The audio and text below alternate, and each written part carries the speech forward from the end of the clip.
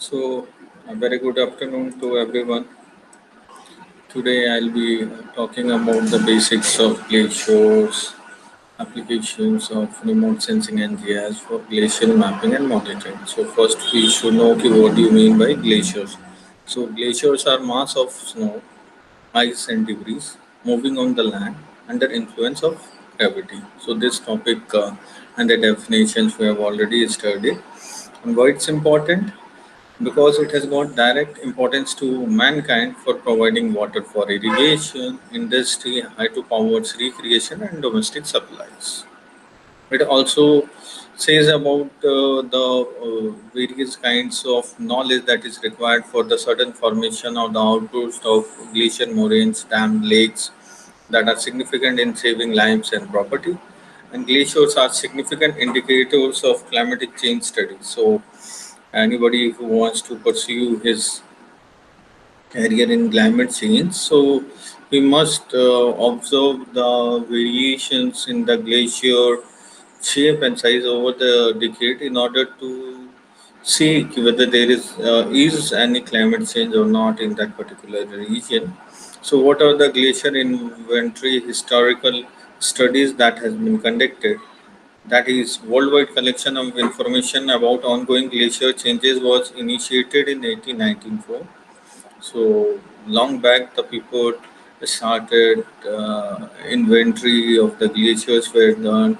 Like people were understanding the significance of glaciers in human civilization, climatic studies, and with the formation and foundation of International Glacier Commission at the Sixth International Geological Congress in Zurich, Switzerland.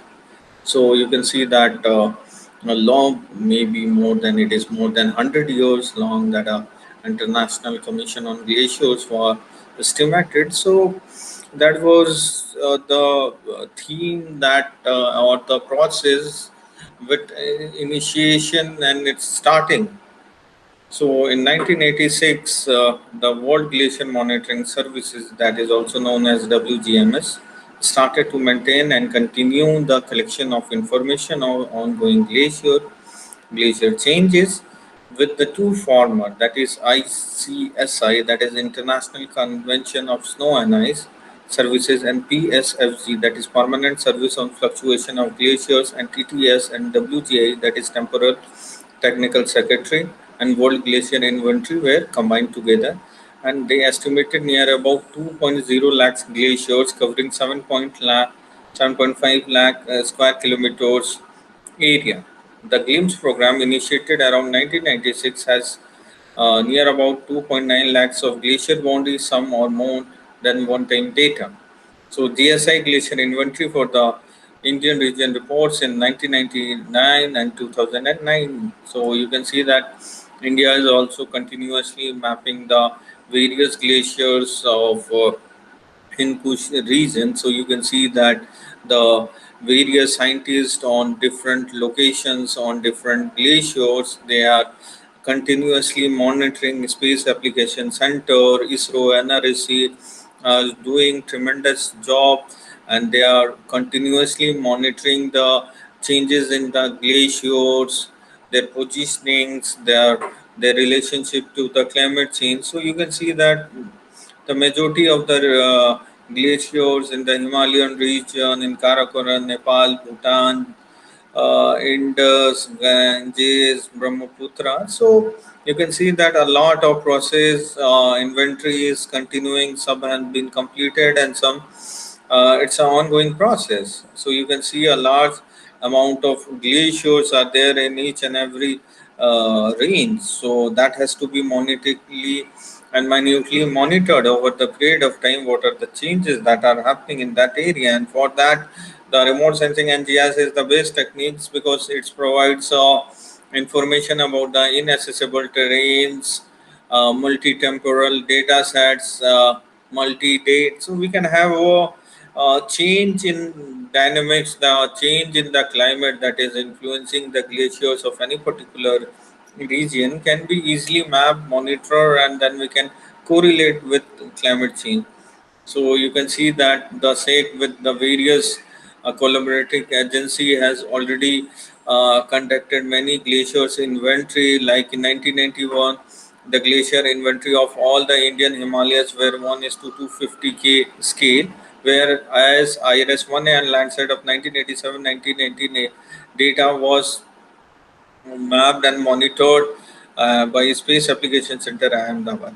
Then in 1996, Glacier Atlas of Satluj B's Spiti region at 1 is to 50,000 scale using IRS 1A 1B from the data 1992 to 93 by Space Application Center, Wadi Institute of Himalayan Geology and HP Remote Sensing Cell, Simla was conducted. So you can see that the continuous monitoring process is being conducted by our space application centers, and they are regularly producing various kinds of atlases pertaining to the health of the glaciers, what are the positives, what are the negatives. In 2001, Glacier Atlas of Tista Basin, Sikkim Himalaya at 1 is to 50K using IRS 1C 1990s data by Space Application Center, Ahmedabad, and Sikkim State Remote Sensing at Gangtok was produced. So you can see that the entire glaciers have been already mapped, monitored by Space Application Center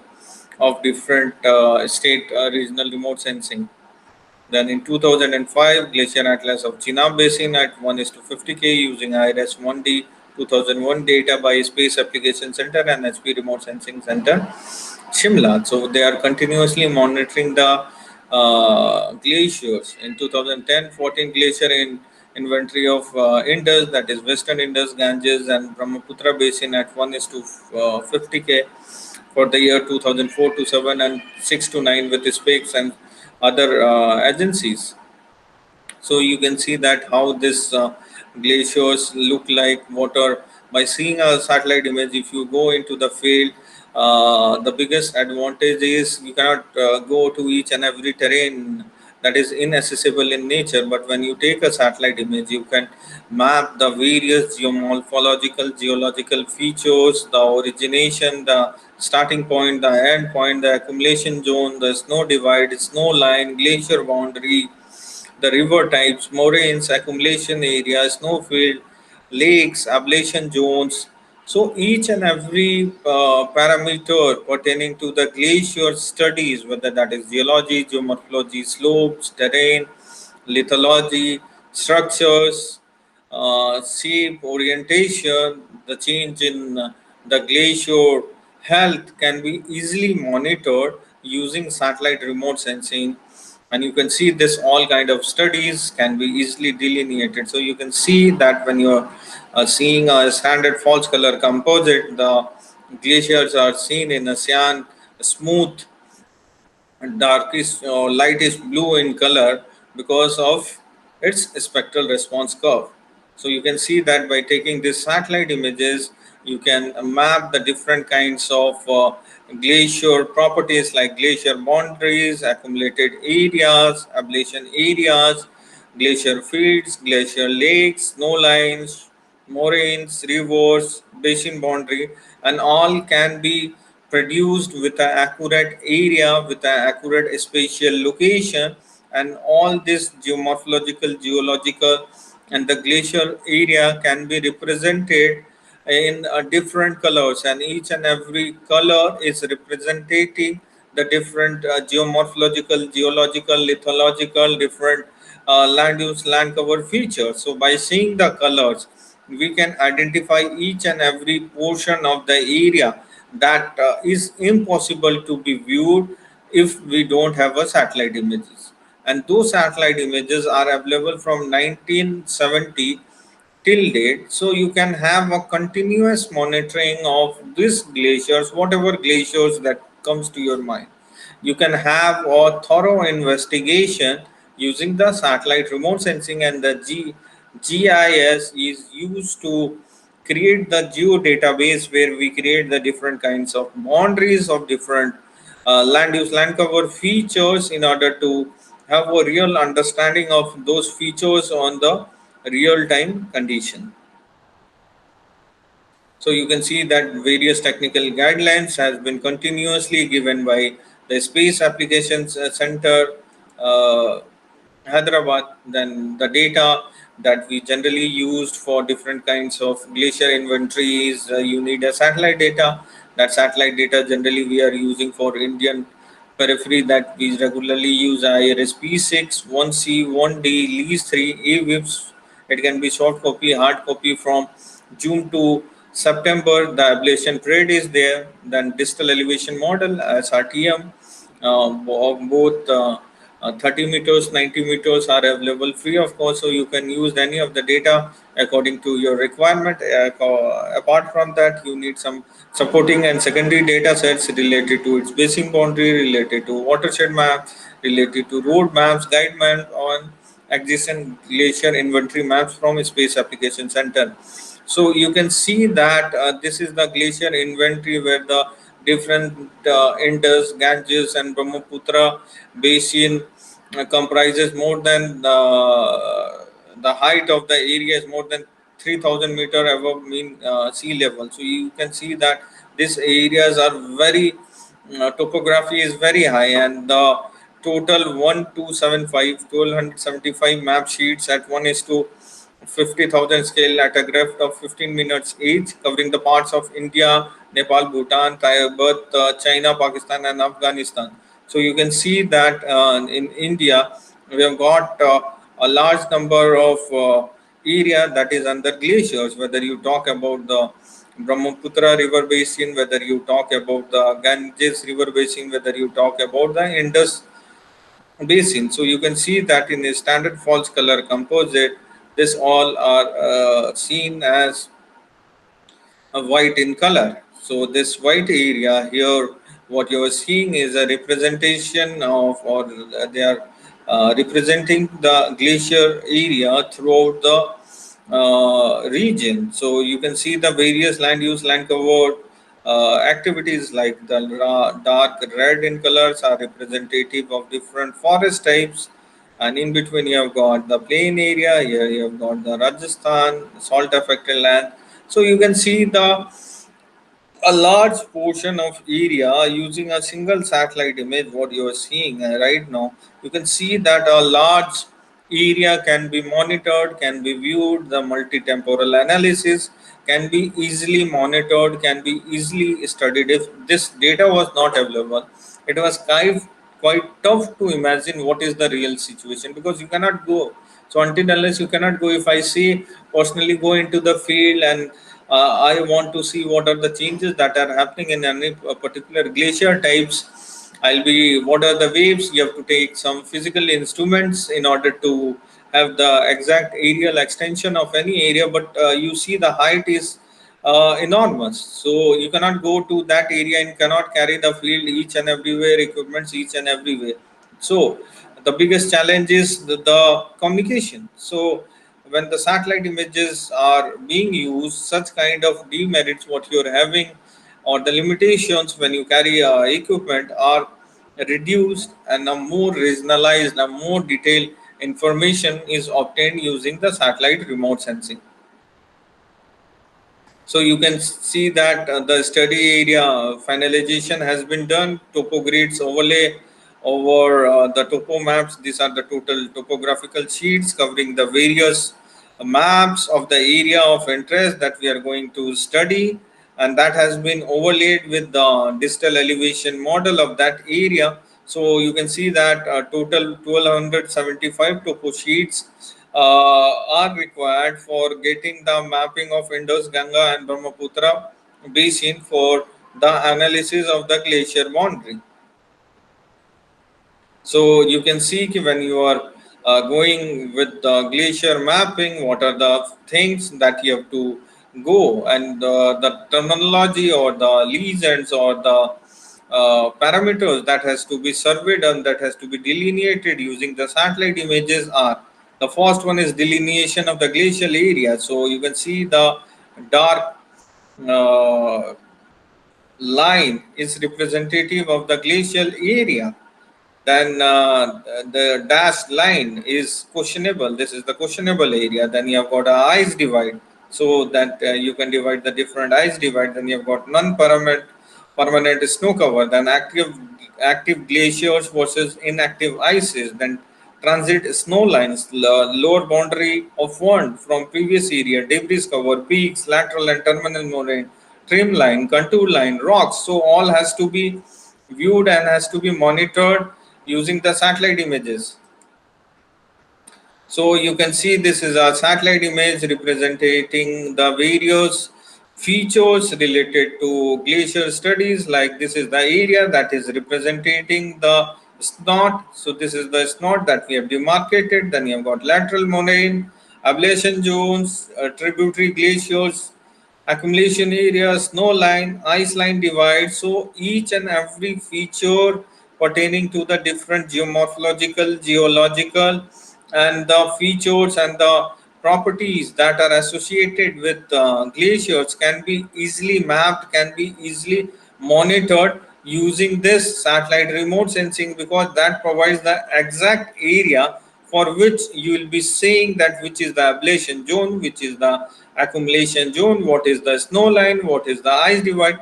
If you go into the field, if you don't have a satellite remote sensing, it's quite tough to identify. So you can see that how it looks like in a satellite images, how you will be mapping it using the different GIS technique for the Zanskar basin of snot area. So you can see this is the snot. So the identification of snot debris covered glacial origin of the snow is easily delineated using the satellite remote sensing. So you can see that it is very easily you can detect the snot area. So how it looks like in a field, when you go into the field, the satellite image is representative of the same land use land cover feature. So this is the accumulation zone, this is the ablation zone, this is lateral moraines, this is the accumulation area, ablation area, then lateral moraines, valley surface. So you can map all such kind of geomorphological, geological features without going into the, because if I say go into the top surface and then I want to calculate the entire area, it will be quite tough to do that. It is not physically possible, but when you are using the satellite remote sensing, you can identify each and every features related to this glacial studies. So again, this is a glacier. So you can map the boundary of a glacier. So this is a glacier area that we are talking about, that is Balturu Glacier. So we have mapped all these areas into the feature. So again, this is a watershed. This is a glacier area that we have demarcated it. How it looks like, if you see in a standard false color composite, it is very easily you can differentiate between the glacier area and between the various land use land cover classification. So using the shape, size, texture, you can identify the different kinds of glacier classification, like the compound basin, how the compound basins look like. Then you have got compound basin again, how it looks like.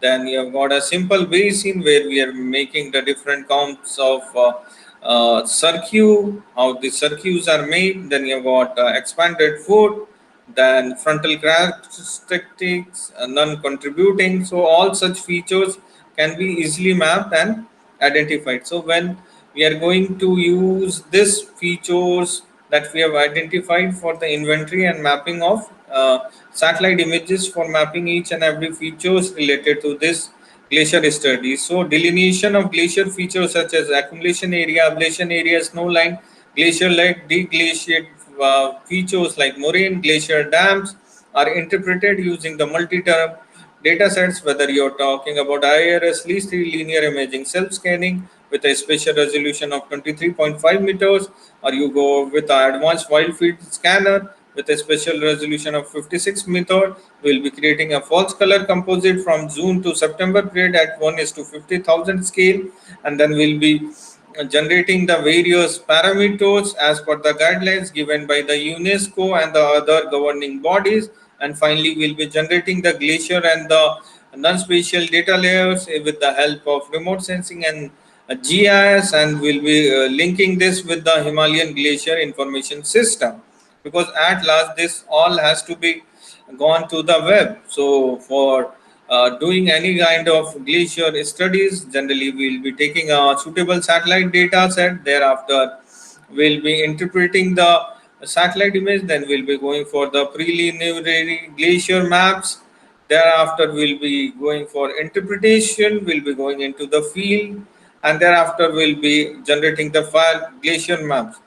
Prior to this prior field glacier maps, will be going to post field correction. That before mapping, we will go into the scene, we'll find out the signature. Post mapping will be mapping all the features that we were confused, will be identifying them on the field. And thereafter, once we have mapped those area, again we'll go and we'll do limited field verification so that we have the accurate understanding of the area. Apart from that, we'll be also using the various secondary data sets from National Remote Sensing Agency and different websites, as well as the watershed boundaries, Survey of India topoship, digital elevation model for the analysis of the study area limits. Then we'll be classifying that into various lesions. We'll be performing the interpretation, and finally we'll be digitizing this the layouts. We'll be editing it there, we'll be measuring it, we'll provide the code, we'll be creating the digital standard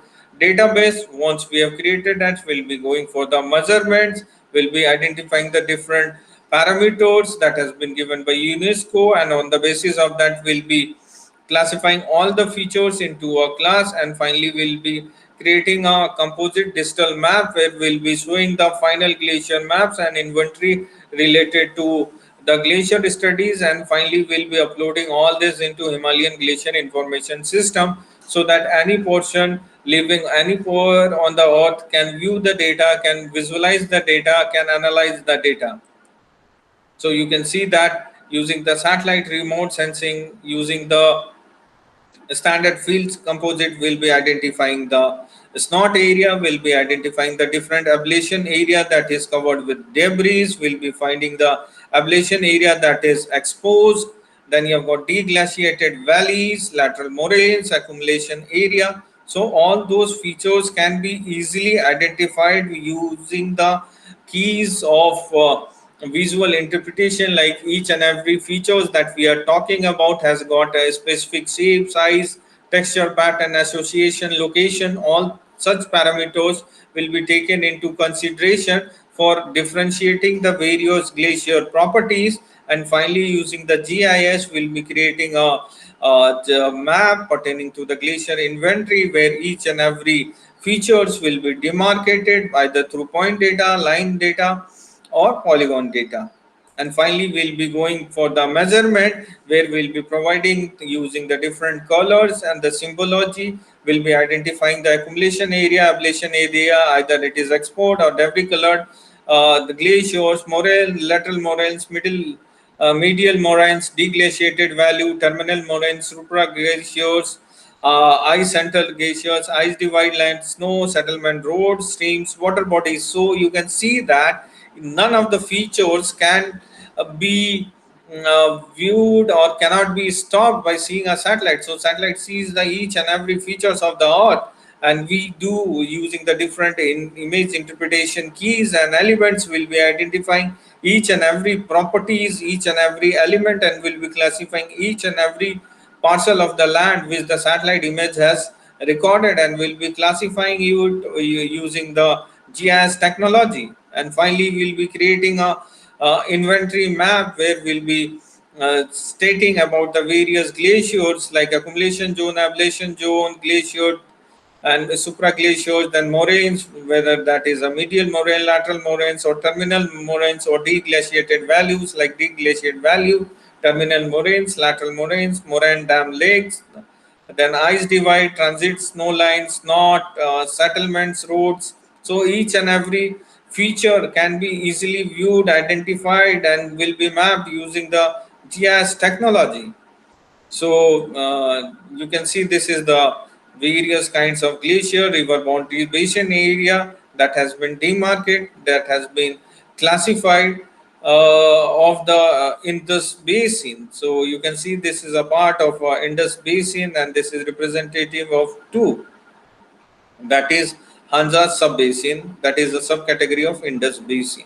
So you can classify such kinds of maps using the satellite image, where the satellite image with the existing distal elevation model will be finding the total accumulated area, ablation area, then the permanent area, moraine. So the total number of glaciers, their glaciated area, their size, their snow elevation, so all can be classified using the satellite remote sensing. And the various eminent scientists, scholars are continuously monitoring this changes in the glacier pattern using the satellite remote sensing for the Indus basin. Either you go for Ganga basin or you talk about Brahmaputra basin, and finally you can see a synoptic overview of the entire glaciated area. You can see about the changes that has happened over the decades. So using this, you will be using the various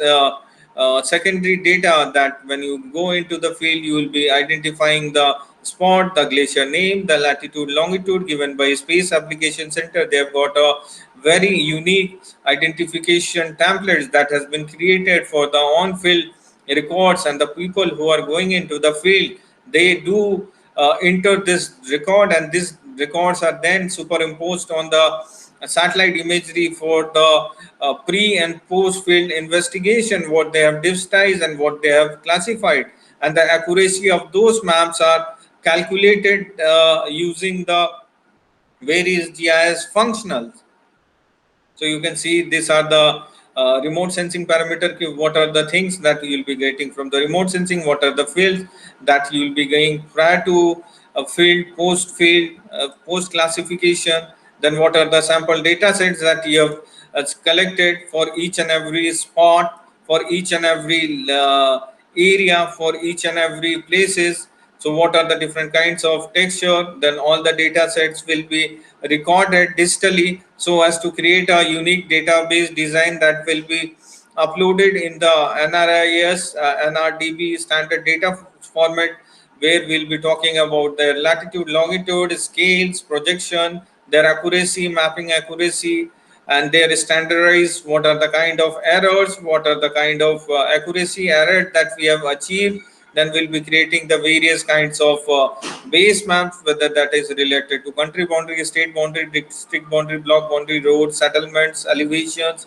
Then the properties related to hydrology, whether that is drainage line, polygons, watershed boundary.